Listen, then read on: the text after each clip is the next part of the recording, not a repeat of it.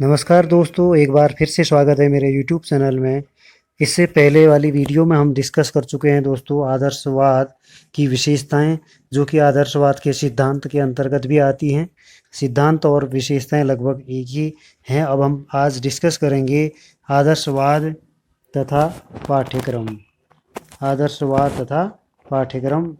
तो इसमें देखिए, आदर्शवाद में पाठ्यक्रम के अंतर्गत सूचनाओं की ज्ञान के रूप में, पुस्तकों को यंत्र के रूप में तथा महान विचारों को आदर्श के रूप में प्रस्तुत किया जाता है। संक्षेप में, आदर्शवाद पाठ्यक्रम के उन सभी विषयों को रखने पर बल देता है जो व्यक्ति के लिए सामाजिक, मानसिक, वातावरण आदि परिस्थितियों में सामंजस्य स्थापित करते हुए आध्यात्मिक मूल्यों का ज्ञान प्राप्त कर सके, या आध्यात्मिक मूल्यों का ज्ञान प्राप्त कर आत्मानुभूति प्राप्त कर सके। तो इसके बाद दोस्तों देखिए, प्लेटो ने शाश्वत मूल्यों की प्राप्ति हेतु निम्नलिखित पाठ्यक्रम प्रस्तावित किया। प्लेटो ने शाश्वत मूल्यों की प्राप्ति हेतु निम्नलिखित पाठ्यक्रम प्रस्तावित किया। जो पाठ्यक्रम है दोस्तों देखिए, ये है आपका, इन्होंने पाठ्यक्रम के अंतर्गत 3 भागों में बांटा पाठ्यक्रम को। पहला सत्यम, दूसरा शिवम, तीसरा सुंदरम। सत्यम, शिवम, सुंदरम। तो इनके जो सत्यम है उनके अंतर्गत बौद्धिक क्रियाएं, और जो शिवम है नैतिक क्रियाएं, और सुंदरम के अंतर्गत कलात्मक क्रियाओं को पाठ्यक्रम में रखा। दोस्तों सत्यम या बौद्धिक क्रियाओं के अंतर्गत साहित्य, दर्शन, यहाँ कोमा होगा देखिए, इसके बाद भाषा, गणित, भूगोल, इतिहास, विज्ञान आदि विषयों को जो है बौद्धिक क्रियाओं के अंतर्गत, सत्यम के अंतर्गत रखा। और इसके बाद शिवम के अंतर्गत आध्यात्मिक ज्ञान, नीति शास्त्र, राजनीति संबंधी ज्ञान और अर्थशास्त्र, समाज शास्त्र आदि विषयों को रखा। एक बार फिर से देखें, आध्यात्मिक ज्ञान, नीति शास्त्र, राजनीति संबंधी ज्ञान, अर्थशास्त्र, समाज शास्त्र आदि को शिवम के अंतर्गत रखा, जो कि नैतिक क्रियाओं पर आधारित ये विषय थे दोस्तों। अब इसके बाद सुंदरम में कलात्मक पक्ष को रखा इन्होंने। इसके अंतर्गत संगीत, काव्य निर्माण, रचना, कला संबंधी कौशल आदि। तो ये परीक्षा की दृष्टि से महत्वपूर्ण है दोस्तों, कि जैसे कला कौशल संबंधी पाठ्यक्रम को प्लेटो ने अब किस भाग में रखा, तो वो सुंदरम में रखा, और वो कलात्मक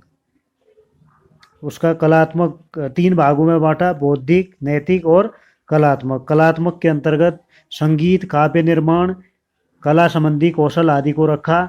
तो इसके बाद दोस्तों अब देखो, जे.एस. रॉस द्वारा प्रस्तावित पाठ्यक्रम का स्वरूप निम्नलिखित है।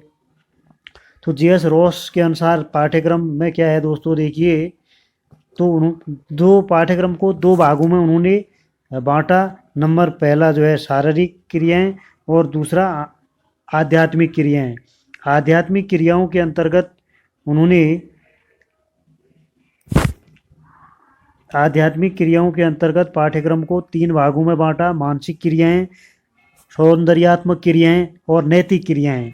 मानसिक क्रियाओं के अंतर्गत साहित्य, भाषा, विज्ञान, गणित, इतिहास, भूगोल आदि विषयों को रखा।